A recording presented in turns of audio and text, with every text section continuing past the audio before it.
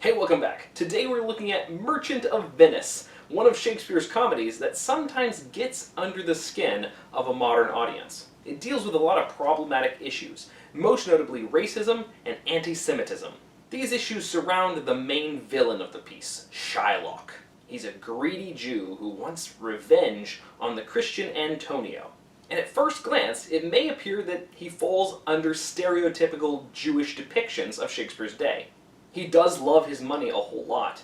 He also really hates Christians and wants to get back at Antonio. He's vengeful, fixated on justice. His fixation on justice also reinforces the tension between Christianity and Judaism.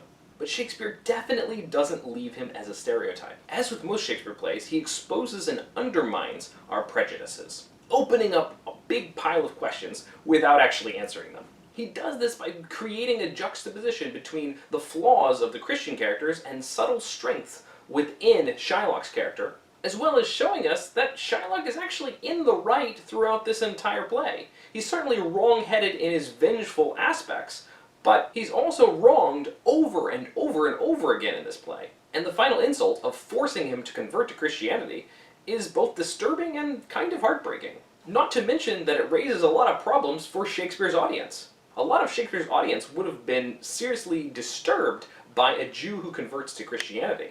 Often they distrusted a converted Jew even more, especially a forced converted Jew. There was plenty of fear stemming from that, dating all the way back to the Spanish Inquisition.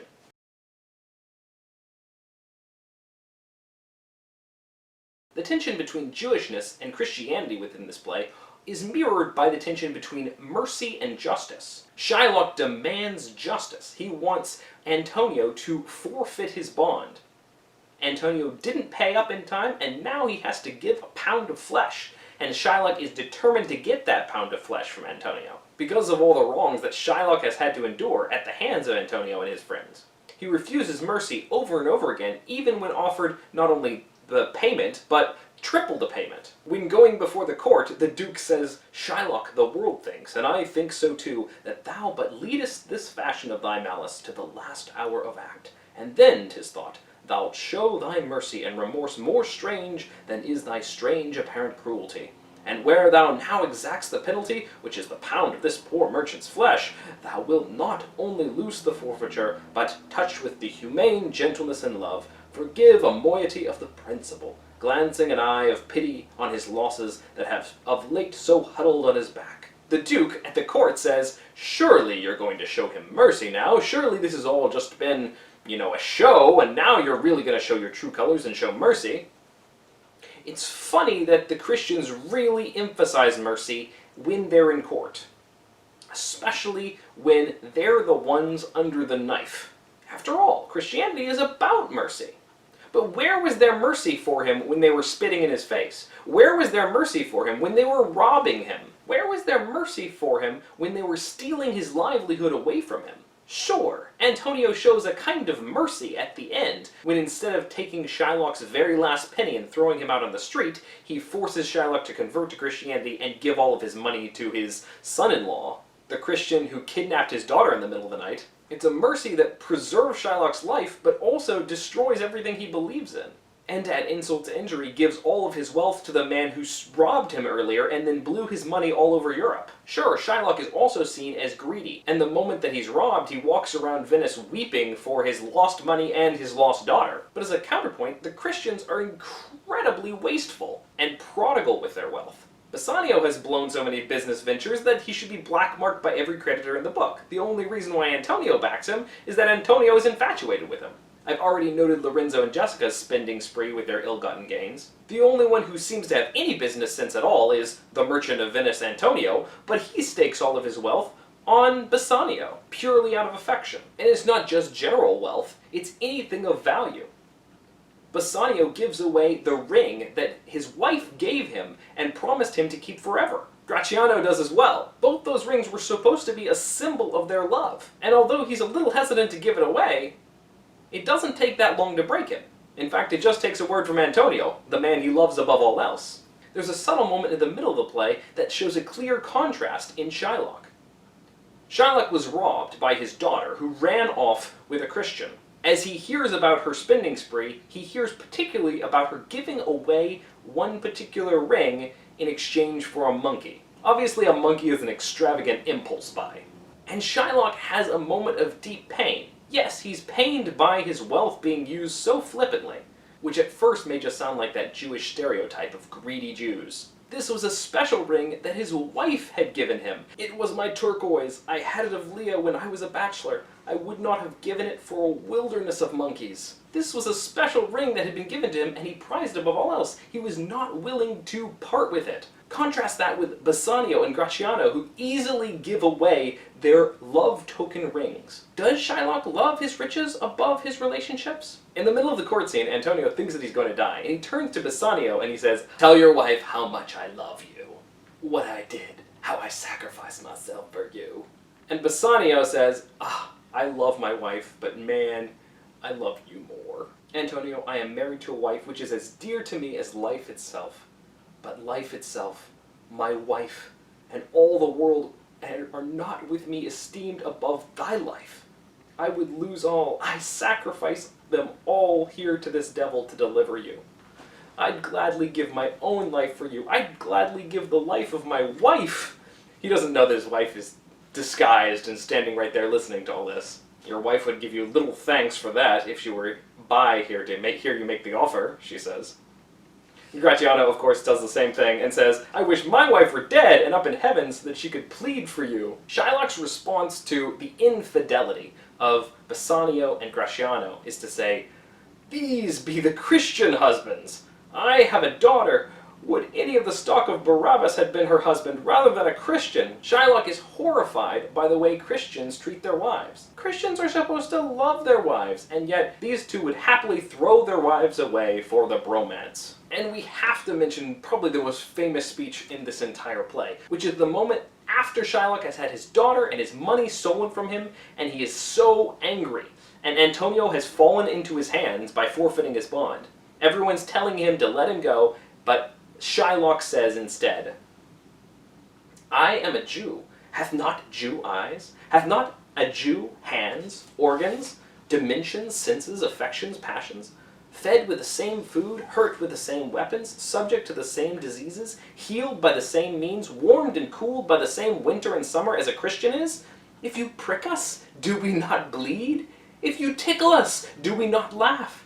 If you poison us, do we not die? And if you wrong us, shall we not revenge?" He points out that he is just as much a human being as any Christian is.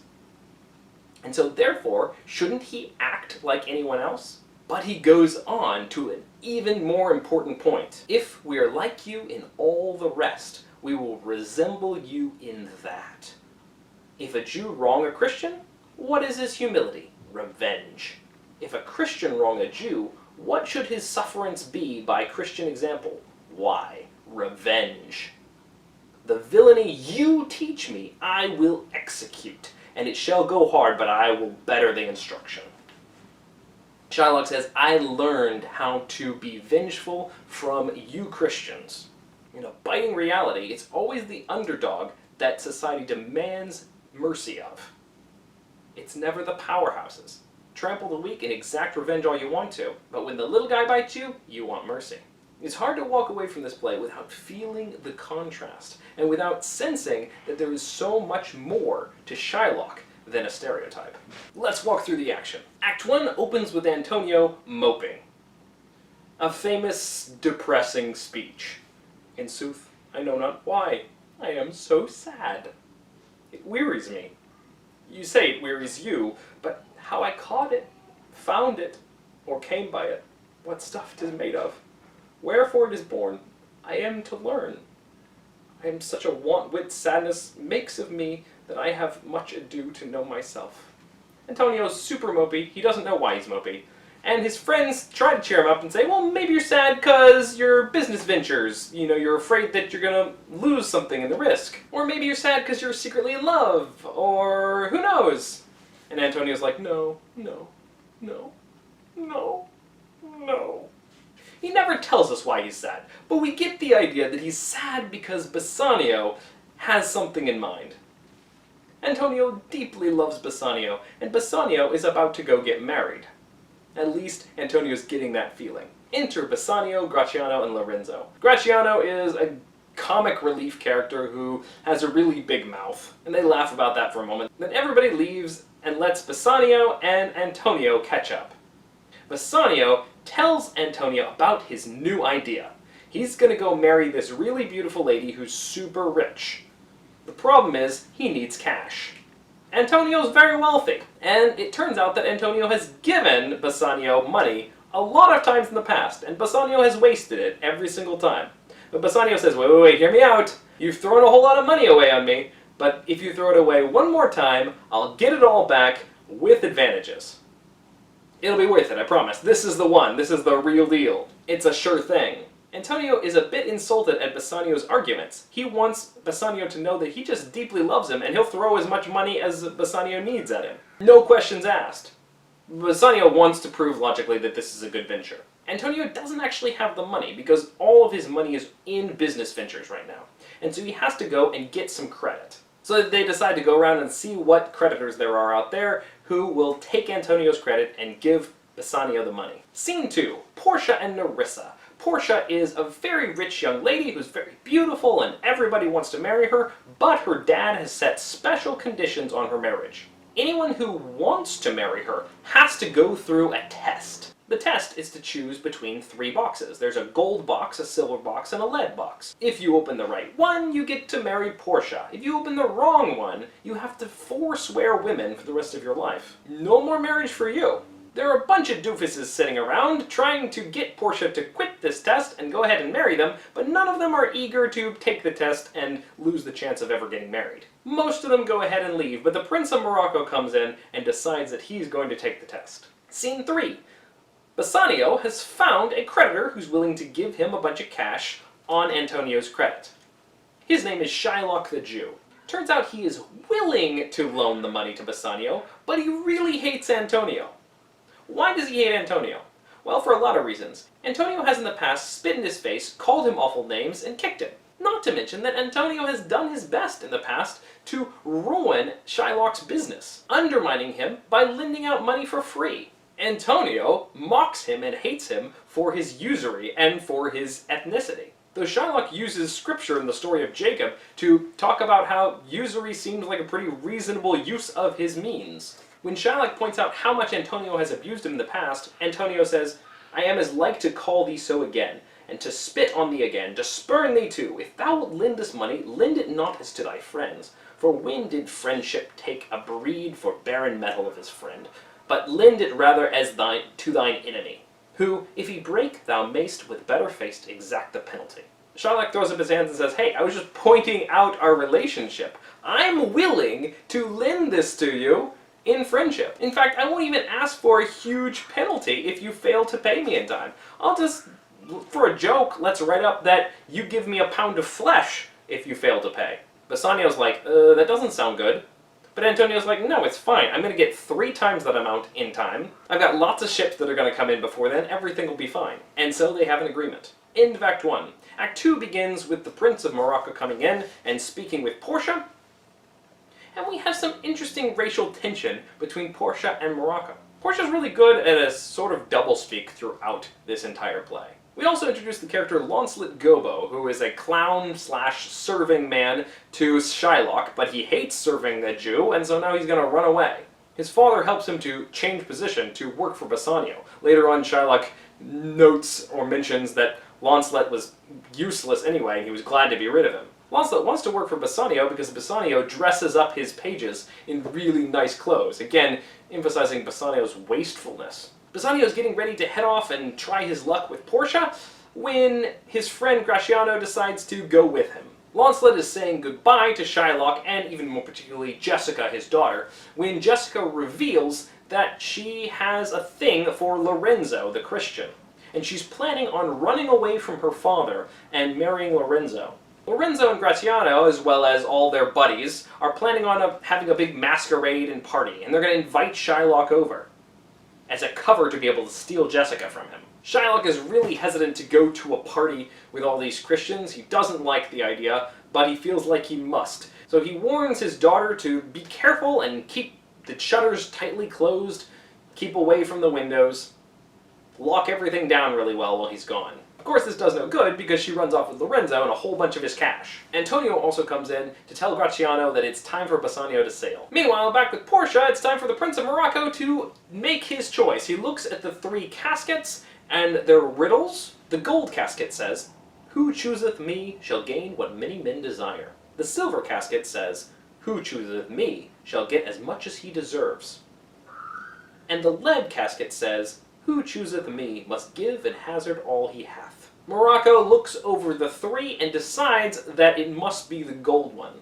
After all, Portia is what most people desire. There's a picture of a skull inside, and a little poem that begins, "All that glisters is not gold, often have you heard that told." Oops, chose the wrong one. Back in Athens, we hear Shylock's response to his money and daughter being stolen from him. Celerino and Salanio, who are basically these side characters that just kind of comment on everything, talk back and forth about how he's been wandering the streets, pulling at his hair and shouting, "My ducats, my daughter!" He calls out for justice, but nobody's gonna give him justice. Nobody cares about him. They all laugh at him and mock him.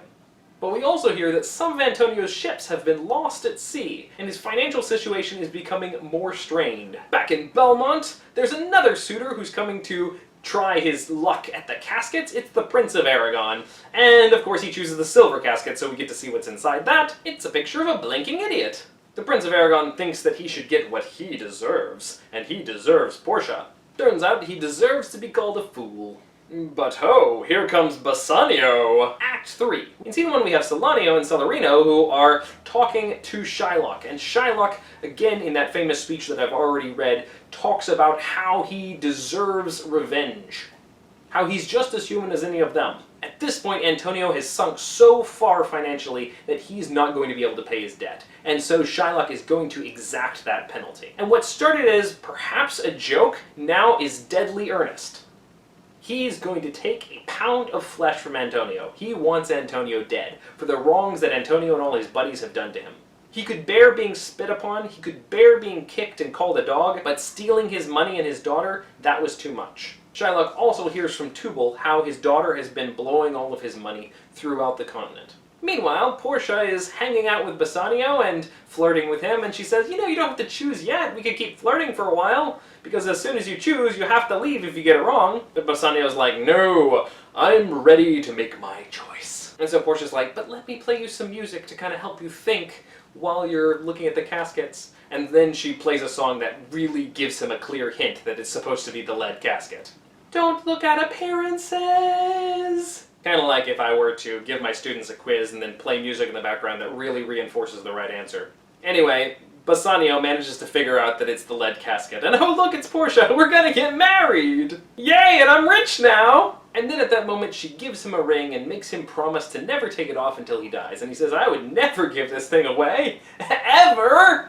We know how that turns out. Turns out Gratiano is getting married too, to Nerissa, Portia's maid. Marriage and happiness for all. But just in that moment, Lorenzo and Jessica and Celerio come in from Lorenzo and Jessica's honeymoon, and they've got a message about how Antonio has fallen into the clutches of Shylock, and how Shylock is going to exact that penalty of a pound of flesh. So Bassanio says, let's quick get married, and then I've got to run off to save my dear friend, who put everything on the line for me. Here he is sacrificing his life so that I can marry you. And Portia's like, yeah, of course, go help your friend.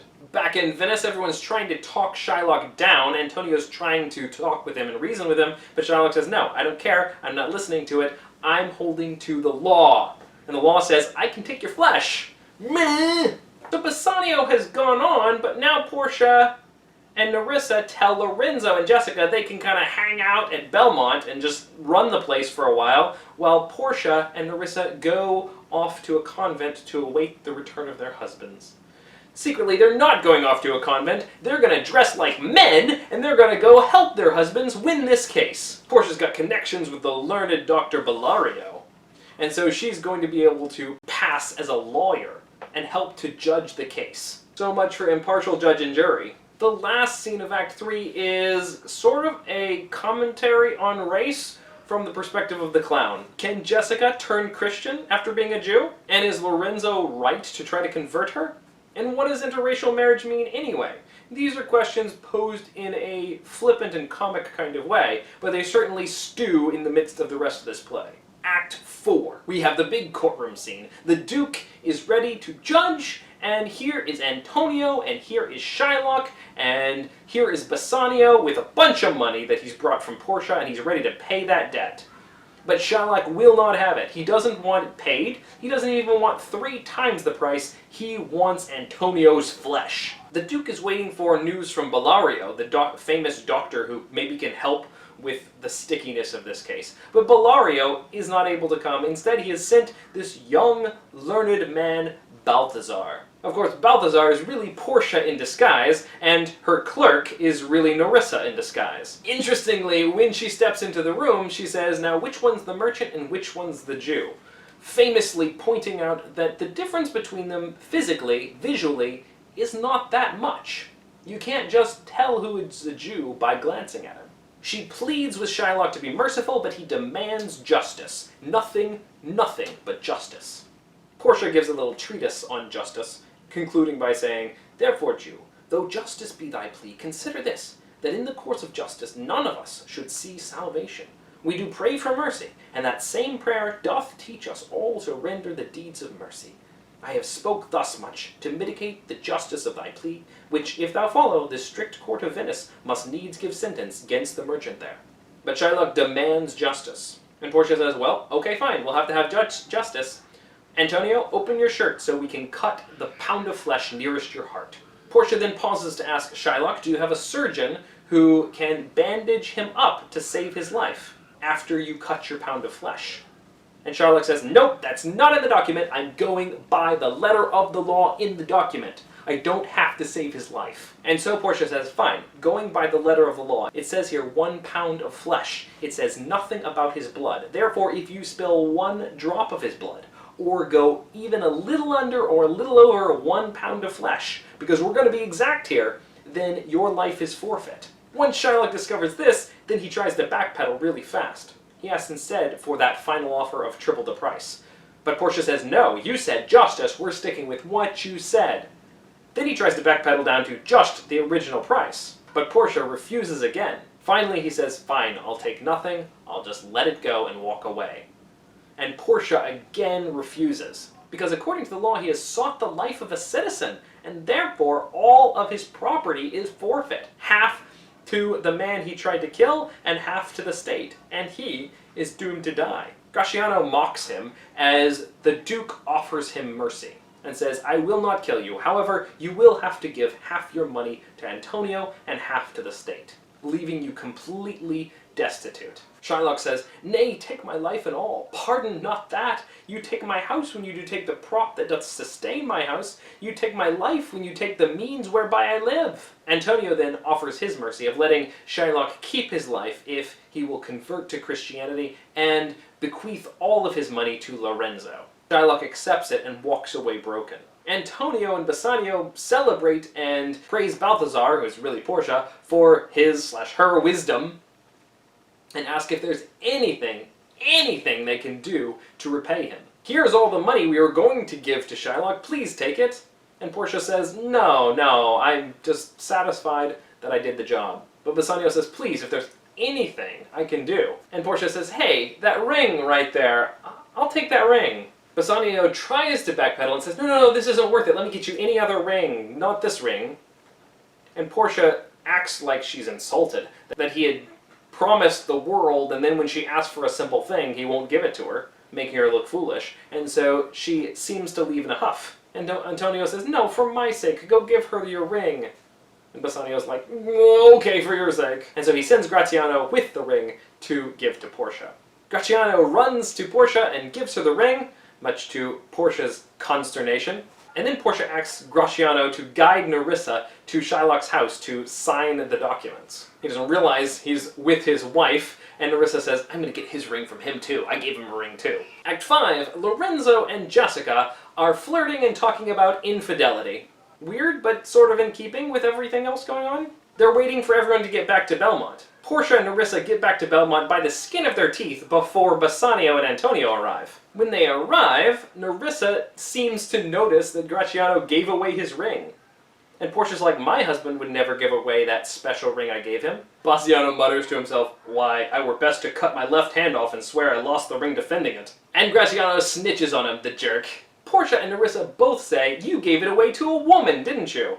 Which is true, though Bassanio and Gratiano don't know it. So Portia and Nerissa both say that they're going to sleep with the doctor and the clerk, who had the rings. Bassanio is very apologetic, and Antonio tries to make peace between the two. He realizes that this is at part his fault. After all, he used his love as leverage to get Bassanio to give away the ring. When Bassanio promises never to be unfaithful again, Antonio pledges himself again that Bassanio will keep his word. And so Portia gives him back the ring. And Nerissa gives Gratiano back his ring. Both the guys are completely befuddled. Where did the women get the rings from? Portia says, oh, I slept with that learned doctor that you gave it to last night. Nerissa says that she slept with the clerk. Again, lots of duplicity of speech. The guys have really been had, and Portia and Nerissa finally confess to the whole thing. They also tell Lorenzo that he is now the heir to all that Shylock owns. And, oh by the way, this letter came in that Antonio's 3 ships that were thought lost have arrived. Happy endings for all, except absolutely for Shylock. Whew. If you want another play where there's a lot of tension between bromance and romance, I recommend Two Gentlemen of Verona. If you want another play about racial tension, I recommend Othello. You can click on a link to my discussions of one of those here. Thanks for watching, and I'll see you next time. Bye-bye. In the middle of the court scene, Antonio thinks that he's going to die, and he turns to Bassanio. Why do I keep saying that wrong? In the middle of the court scene, Antonio thinks he's going to die, and he turns to Bassanio. What?